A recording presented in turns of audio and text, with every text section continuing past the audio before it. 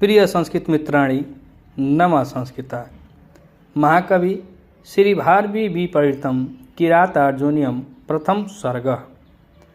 आज हम वाचन करेंगे प्रथम सर्ग के श्लोक नंबर 31 से श्लोक नंबर 35 तक। गुणानुरक्ता अनुरक्त साधना कुलाभिमानी कुलजाम नराधिप परस्वत्वदन्यक इवापहारयेन् मनोरमा आत्मवधूमिव श्रियम् भवन्तमेतर्हिमन् स्वीगृहते विवर्तमानं नरदेववर्तमनि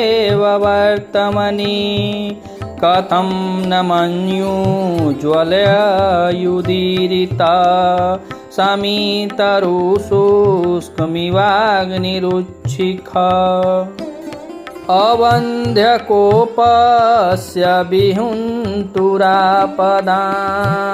भवन्ति वस्या स्वमेव देहिना अमरस्य शून्येन जनस्य जन्तुना न जातहार्देन न विधि सादर परिब्रह्मलोहि चन्दन ओचित पदान्तिरन्ता गिरिरेणुरुषित महारथत सत्यधनस्य मानसं महारथं सत्यधनस्य मानसं दुनोति नो कश्चिदयं विकोदर विजित्य प्राज्य उत्तरान् कुरून् कुप्यं वसुवासोपम